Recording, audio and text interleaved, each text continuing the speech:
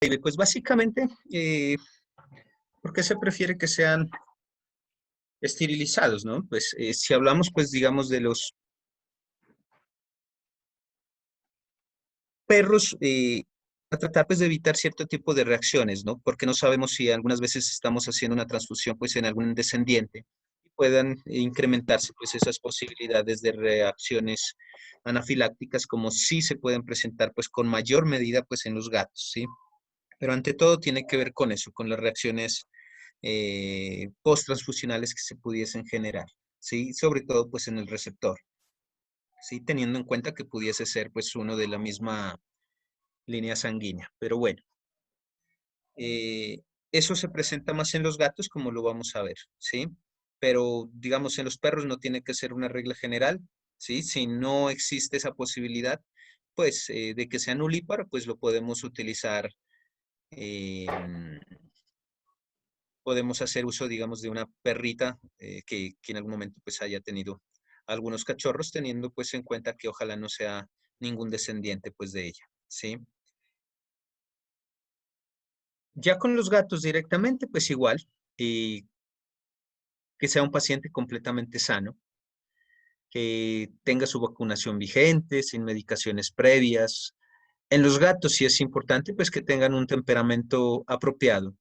Y hay una situación importante, que con los gatos siempre vamos a tener que tranquilizarlos, porque pues tomar una muestra de sangre de la yugular, eh, sobre todo pues cuando tenemos que tomar una pequeña cantidad, un medio centímetro, un centímetro, siempre es difícil, imagínense tomar pues 50 mililitros de sangre, ¿sí? Entonces va a ser bastante incómodo para el gato y prácticamente imposible que mande la muestra sanguínea sin que tengamos inconvenientes, ¿sí? Entonces, en los gatos siempre se va a hacer eh, sedado. Eh, Nunca deben pues haber tenido ninguna transfusión porque igual pues va a incrementarse la cantidad de procesos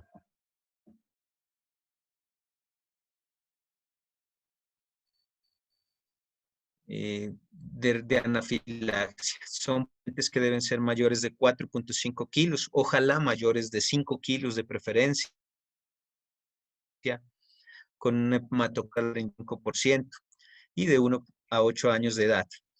En los gatos se describen tres grupos sanguíneos, el A, el B y el AB. Entonces, vamos a, por ejemplo, yo aquí tengo pues, las conductas de entrada. Muy poquitos fueron quienes me contestaron de una manera acertada sobre los tipos de sanguíneos en gatos, ¿sí? Entonces, pues, algunos no contestaron, ¿sí? Y pues algunos pues contestaron mal. Yo creo que hubo una sola persona que me contestó de una forma adecuada pues a esa pregunta. Debe ser, sí, esterilizado. Ojalá nunca haya tenido bebés y no deben tener sobrepeso igual. Eh, Dentro de los exámenes que vamos a hacer a los gatos, igual tienen que ser negativos o libres de sida felino, leucemia viral felina, peritonitis infecciosa felina, ¿sí? De toxoplasma, micoplasma, bartonella, dirofilaria. Ser gatos que vivan estrictamente dentro de la casa. ¿Por qué? Porque eso va a disminuir la posibilidad de haber adquirido alguna enfermedad fuera de esta. Teniendo en cuenta, por ejemplo, que la peritonitis infecciosa felina es una enfermedad que no tiene un diagnóstico sencillo y que muchas veces hacemos su diagnóstico es post-mortem a través de hallazgos de necropsia. Entonces, al ser enfermedades y como lo mirábamos en la clase pues, de gatos, eh, donde mirábamos que los gatos son expertos en esconder enfermedades, incluso a veces podemos hacer todos los exámenes posibles y salen negativos. Entonces, si nosotros tenemos un gato que no salga a la calle, pues vamos a tener menos posibilidades de que tenga alguna de estas enfermedades. Y Y básicamente, pues eso sería. Y sobre todo, pues con los gatos, que es mucho más frecuente encontrar gatos con sobrepeso, ¿sí? Cuando vamos a hacer uso de las bolsas de transfusión sanguínea, de estas tenemos varias opciones, ¿sí? Hay bolsas, pues que normalmente las que usamos son las de medicina humana, pero también vienen, algunos distribuidores pueden ofrecernos las bolsas de uso veterinario. La ventaja de las bolsas de uso veterinario es que van a venir de diferentes volúmenes. Entonces tenemos las de 500 mililitros, las de 250, las de 100 y hay unas que son pequeñitas, que son las de 50, que las vamos a utilizar pues para felinos, ¿sí? Estas bolsas de suero, estas bolsas de transfusión, perdón, van a tener diferentes tipos de anticoagulantes. Uno, pues, que es el citrato fosfato dextrosa. El que más utilizamos o el que con más frecuencia nosotros encontramos es el citrato fosfato dextrosadenina, el CPDA. Y está pues el ácido cítrico dextrosa, el ACD. En los gatos pasa algo muy similar. Pero, ¿qué sucede con los gatos? Los gatos pues hay una particularidad, pues si es que por lo general pues las bolsas de recolección son muy grandes. Así que hay una alternativa en la cual nosotros podríamos hacer esa recolección de sangre en una jeringa. Y lo que vamos a hacer es que en una proporción de 1 mililitro de CPDA por 7 mililitros de sangre, ¿sí? Entonces esa sería la relación que nosotros vamos a tener en cuenta de anticoagulante con la cantidad de sangre que nosotros vamos a extraer. ¿Qué podríamos hacer en estos casos? Podríamos nosotros tener varias jeringas a disposición cargadas con 1 centímetro de, de- de anticoagulante y pues cada vez que llenemos una jeringa, pues la cambiamos y llenamos otra. Esa sería una opción muy buena. ¿Cómo podríamos hacer esto? Pues podríamos hacerlo a través de una jeringa o de una válvula de 3 vías también. En caso de que sea citrato sódico, la proporción va a ser de 1 mililitro de anticoagulante por 9 mililitros de sangre, ¿sí? Y si es de parina sódica, pues la relación va a ser de 5 a 10 unidades internacionales por mililitro de sangre, ¿sí? Esas serían pues las proporciones para que lo tengan en cuenta porque podemos cometer errores en esas diluciones y podemos pues generar una sangre pues muy, un exceso de anticoagulante que pues al final, si ingresa al organismo, podríamos desencadenar, pues si en caso de que haya incluso una hemorragia interna, el anticoagulante no va a permitir que se forme ese tapón eh, eh, y ese cierre pues de ese vaso sanguíneo y por ende pues la hemorragia pues se va a incrementar. De igual manera, pues vamos a tener en cuenta que se requiere, sobre todo para los felinos, vamos a tener como necesidad una bolsa de 500 mililitros de líquidos cristaloides, puede ser Ringer lactato o cloruro de sodio. Es básicamente al 0,9%. Esos serían los que podríamos utilizar para una rehidratación, pues, o una recuperación de esa volemia de ese paciente, ¿sí? El catéter intravenoso, una gramera, ¿por qué? Porque pues acorde a la cantidad de sangre nosotros podríamos hacer una relación con el peso de la bolsa, porque a veces es muy difícil poder medir 500 mililitros, 400 mililitros, entonces lo relacionamos con el peso y si esa bolsa está pesando cierta cantidad, vamos a poder decir ya es suficiente, la dilución es la ideal, la cantidad de anticoagulante pues es correspondiente a la cantidad de sangre que hemos extraído. Y posteriormente pues a la toma de la sangre del donante pues podremos incluso necesitar material para vendajes, podremos tener la necesidad de hacer ese vendaje precisamente. Una bomba de infusión nos va a ayudar muchísimo para poder administrar la sangre. Tengamos en cuenta que toda bolsa de sangre, de recolección de sangre, pues por lo general viene acompañada pues de un equipo para transfusión de sangre, que es una especie de venoclisis especial. Aquí nosotros podemos observar dos compartimentos, ¿cierto? En este equipo de transfusión. Aquí uno y aquí el otro, ¿cierto? En este incluso internamente, aunque es muy difícil, hay un filtro. Y este filtro lo que va a permitir es que no pasen coágulos ni detritos, pues ni sustancias pues grandes que puedan generar un trombo y llevarnos a algún tipo de accidente, una trombosis pulmonar, una trombosis aórtica, bueno, ¿sí? Y pues posteriormente, pues aquí ya sin filtro, pues ya pasa directamente pues hacia el paciente receptor. Esta es una bolsa de sangre que nosotros conseguimos en Hemovital, ¿sí? Entonces, normalmente, pues tiene cierta información, ¿no? Cierta información importante.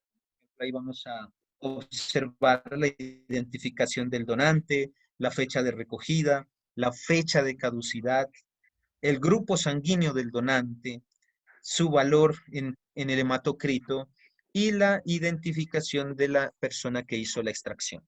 Entonces, la fecha pues, de recolección será importante para saber cuál es la fecha de caducidad.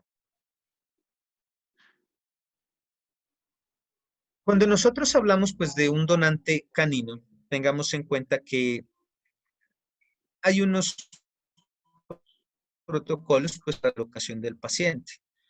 La posición ideal es una posición en decúbito lateral, aunque nosotros podríamos ubicar a ese paciente en una posición de sentado con la cabeza extendida hacia arriba, ¿sí?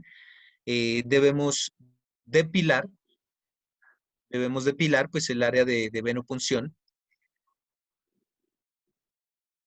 Bueno, David nos pregunta que si la vía del receptor también se hace por la yugular o no hay problema si es por la cefálica. La verdad, eh, la vía pues normalmente es la cefálica, pero como lo veremos más adelante, también podríamos hacer uso de la vía intraósea en pacientes muy pequeños.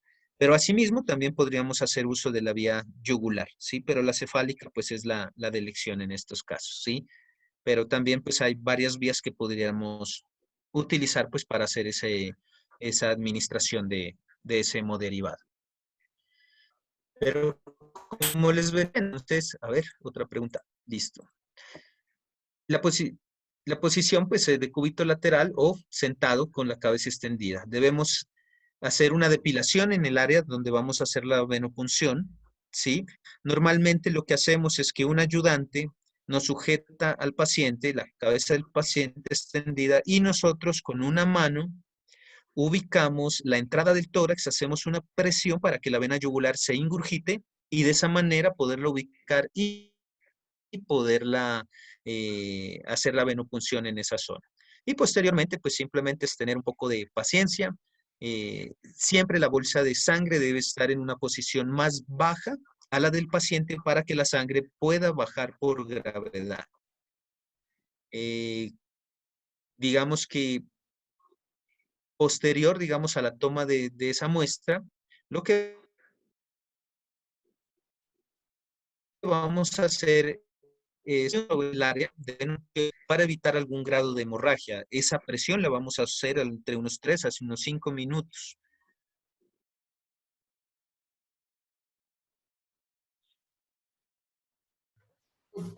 La posición del catéter cuando es el receptor, ahí tiene que ir en contra del flujo o con el flujo de sangre. Así tal cual vemos la posición del paciente en esta imagen. Siempre vamos, porque es la forma pues más sencilla de poder canalizar ese paciente, ¿sí? Entonces, ¿por qué? Porque la persona que está haciendo la venopunción tener el manejo total sobre la aguja que ha ingresado pues a ese lumen vascular, ¿sí? Pero esa es la forma pues más sencilla de poder realizar la toma de la muestra. ¿Por qué? Pues porque está haciendo un retorno, digamos, hacia el corazón, ¿sí? Pero entonces esa es la forma más adecuada, ¿sí? Siempre entramos de caudal hacia craneal, preferiblemente.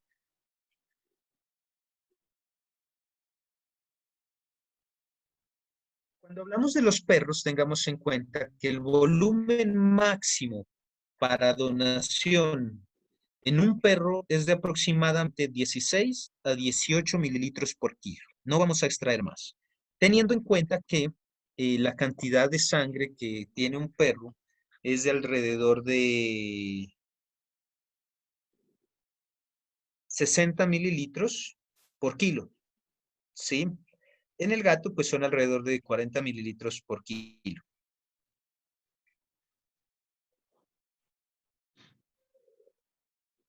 Entonces vamos a ver aquí un video de cómo sería pues la toma de esa muestra. Este es un paciente que lo van a tranquilizar, ¿no?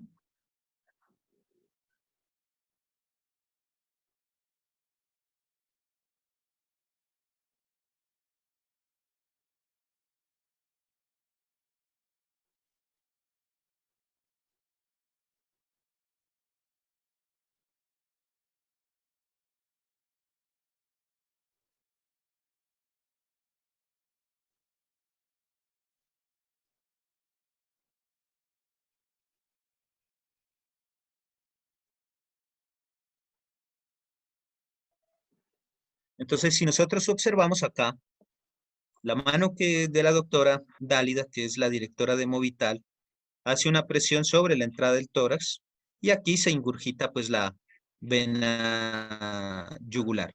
El propietario por lo general está acá en la parte craneal haciendo sujeción de la cabeza.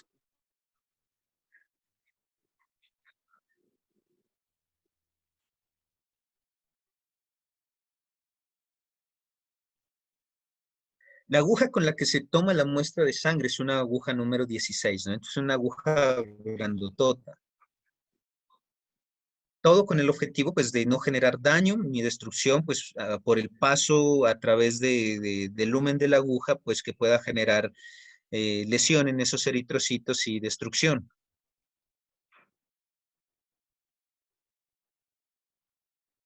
Con los gatos pues trabajamos prácticamente de la misma manera. Como les comentaba, lo que sí podemos utilizar en estas opciones es, a ver, una pregunta. Listo. Es una mariposa que tiene una pequeña extensión y esta jeringa cargada previamente con el anticoagulante, pues la llenamos acorde a la proporción del anticoagulante que nosotros estemos utilizando, la llenamos hasta donde corresponda, ¿sí? Pero por lo general la vía es igual, la forma es igual. Entonces podemos eh, tener varias jeringas cargadas. Cuando hablamos de felinos, el volumen máximo de donación en el gato es de aproximadamente 11 a 13 mililitros por kilo. Yo les decía, pues el dato exacto sobre la parte de la cantidad circulatoria de sangre, pues tanto en un gato como en un perro, es eh, en el gato de entre 47 a 66 mililitros por kilo de sangre. Eso es lo que contendría pues a nivel vascular, ¿no? Y el perro va a tener entre 79 a 90 mililitros por kilo de sangre, ¿sí? Teniendo en cuenta pues que al perro solo le podemos sacar máximo entre 16 a 18 mililitros y en el gato entre 11 a 13 mililitros. Eso más o menos es como el 10, un poco más, como el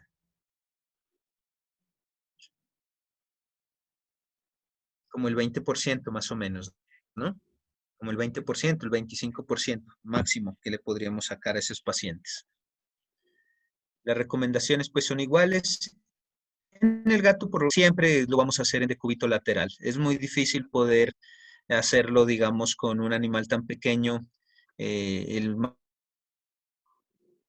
manejo pues se va a facilitar mucho pues si lo hacemos en esta posición.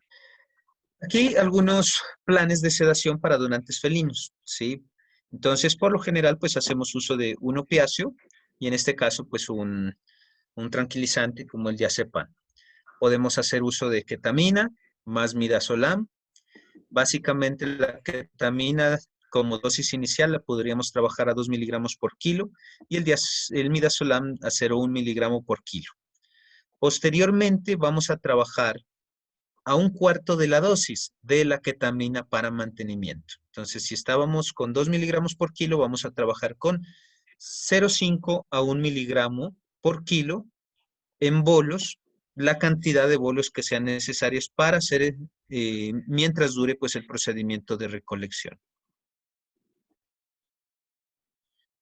Pues plan que podríamos utilizar, ¿sí? Con una dosis más alta de ketamina, con una dosis más alta de midazolam y bolos adicionales, pero con bolos con una dosis muchísimo más pequeña, solo de 0,1 miligramo por kilo, según sea necesario. Y también pues podríamos hacer la inducción con estos con estos planes y una anestesia sin necesidad de hacerle los bolos de mantenimiento. El mantenimiento lo haríamos con anestesia. También puede ser con un endotraqueal. Los planes anestésicos y tranquilizantes para el perro, pues son similares.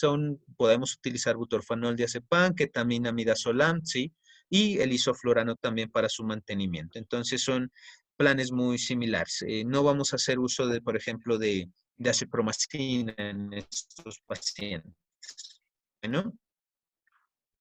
Bueno, esto ya lo habíamos visto.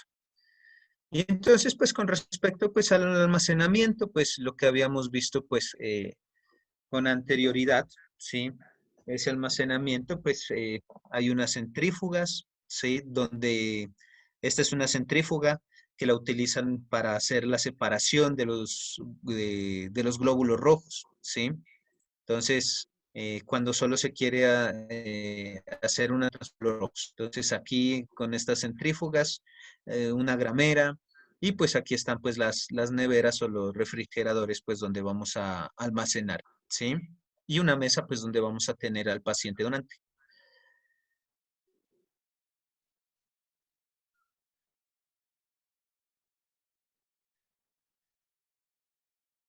Básicamente vamos a tener diferentes complicaciones cuando hacemos una toma en el paciente donante. El más frecuente, un hematoma, ¿sí? Entonces, por eso, para evitar ese tipo de complicaciones con esos pacientes, vamos a hacer una presión entre 3 a 5 minutos en la zona de venopunción y pues mantenerlos bajo observación. Son pacientes que no vamos a enviar a la casa inmediatamente, son pacientes que vamos a mantener bajo observación. Otra de las recomendaciones para evitar precisamente que haya, digamos, un hematoma posterior a que le demos el alta es que por lo menos durante 24 a 36 horas vamos a evitar el uso de collares, ¿sí? Entonces, un collar puede generar una presión innecesaria y puede hacer que ese sitio de venopunción vuelva a romperse, pues sí, posteriormente haya esa hemorragia o ese hematoma subcutáneo. Y también pues podríamos tener la situación de que ese paciente pueda presentarnos un shock hipovolémico. Entonces, ya vimos que hay unas dosis que se van a calcular previamente a la toma de la sangre. Entonces, con eso nosotros vamos a saber qué cantidad máximo podemos tomar y de esa manera no nos excedemos y no vamos a cometer errores a la hora de, de tomar la muestra y vamos a evitar esas complicaciones de un posible shock hipovolémico. Aquí pues básicamente cuando nosotros hablamos de los grupos sanguíneos, básicamente este está determinado por la presencia de glucoproteínas y glucolípidos en la membrana precisamente de esos eritrocitos y que cada uno pues tiene una diferente antigenicidad. Se han descubierto alrededor de 12 tipos de sanguíneos en los perros, ¿no? Que pues se los denomina los DEA. Aquí en esta tabla nosotros podemos observar los diferentes grupos DEA que actualmente se han identificado y acá está pues la antigua nomenclatura. Así que pues esta es la que nosotros vamos a tener en cuenta.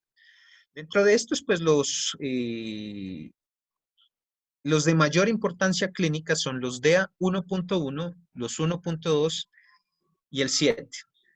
Pero en la práctica se propone como donante universal al DEA 1.1 negativo. Sí, porque pues igual la idea 1.1 positivo también y así pues con los demás. Se dice pues que no hay anticuerpos naturales contra el DEA 1.1 y el 1.2, por lo que la primera transfusión con una sangre de un tipo DEA 1.1 a un receptor negativo no implicaría riesgos, ¿sí? Entonces, por eso con la primera transfusión, por lo general, no tenemos problemas si se trata de un perro. Y asimismo, pues la primera transfusión que nosotros hagamos en un canino, y si ese donante es un donante hecho al azar, pues es segura, ya que no hay anticuerpos naturales capaces de desencadenar una reacción de incompatibilidad inmediata, porque tengamos en cuenta también que hay reacciones inmediatas y reacciones que podrían ser tardías, ¿sí? Y hay otro grupo, pues, que no tiene tanta importancia clínica, que se identificó en el 2007, que son los DAL, pero pues realmente no se los tiene, pues, en cuenta, pues, en estos casos, no tienen importancia clínica como tal. Tengamos en cuenta que lo primero que nosotros vamos a hacer es identificar el DEA, ¿sí? Cuando hablamos de perros, y ojalá, pues, que sean esos DEA negativos, ¿sí? 1.1 negativos. Entonces, un paciente canino DEA 1.1 negativo, ¿sí? O DEA 1 negativo, puede donarle a un DEA 1 negativo y también a un DEA 1 positivo, pero nunca un DEA1 positivo podrá donarle a uno negativo. Únicamente le puede eh, servir como donante a un receptor DEA1 positivo. ¿Listo? Y en los felinos, pues, encontramos, como hablábamos, tres tipos o tres grupos sanguíneos. El A puede donarle a otro A y a una B, pero una B solo puede donarle a otro AB y un B solo puede donarle a otro B. Cuando nosotros hablamos de gatos, sí o sí tenemos que hacer una hemoclasificación previa a la transfusión sanguínea. Con ellos no tenemos opción y no debemos correr ese riesgo de que cualquier gato es donante. No. En ese caso es supremamente importante que podamos hacer una transfusión sabiendo el grupo sanguíneo de ese donante y el grupo sanguíneo de ese receptor. Hay una situación muy importante, que son las gatas tipo B. Esas gatas tipo B, cuando se cruzan con machos tipo A o AB, nos van a generar unos elevados títulos de anticuerpos anti-A, lo que va a dar lugar a algo que se llama la isoeritrólisis neonatal. Y eso lo que hace es que provoca una hemólisis en esos gatitos con sangre tipo A, ¿sí? Entonces, una gata tipo B no se cruza con una A ni con una B. Incluso eso se hace mucho pues en criaderos. ¿Por qué? Porque vamos a generar anticuerpos contra los A, porque alguno de esos cachorritos o de esos bebés van a nacer con algún grado de sangre tipo A. Y esos bebés, al consumir esa sangre durante ese calostro durante las primeras 6 horas, van a recibir esos cuerpos anti-A y esos bebés van a morir en las siguientes horas o en los primeros días. Eso siempre lo vamos a tener en cuenta, ¿sí? Nunca vamos a cruzar una gata tipo B con un gato A o AB. ¿Listo? Esa es una regla que no se puede faltar.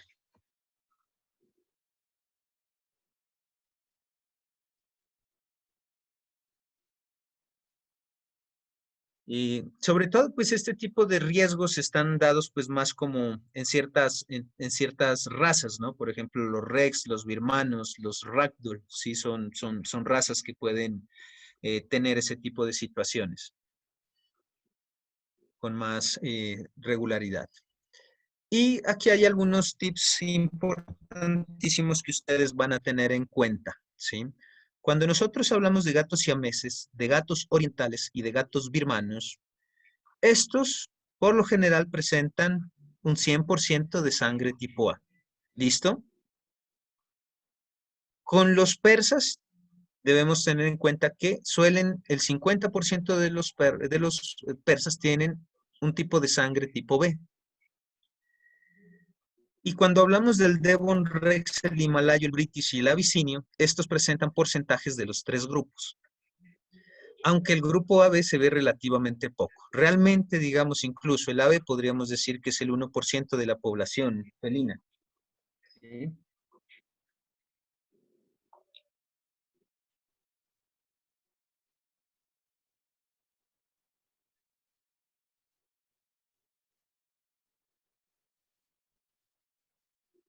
Entonces, ¿cómo vamos a saber si esa sangre que vamos a transfundir es una,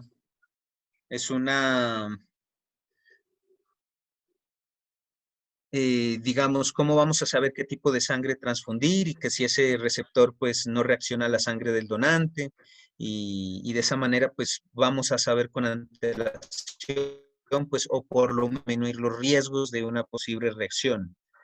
Con la salvedad de que a pesar de que en la prueba de reacción cruzada nos obtengamos, digamos, una respuesta adecuada y en esa reacción cruzada podamos decir que ese donante y ese receptor son compatibles, igual pueden generar reacciones, ¿sí?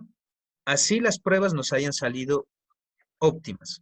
Pueden haber reacciones, ¿sí? Entonces, por eso siempre firmamos un consentimiento informado previo a una transfusión sanguínea advirtiendo todo lo que pudiese pasar con respecto a los diferentes tipos de reacciones que los vamos a ver más adelante. ¿Cómo vamos a hacer ese tipo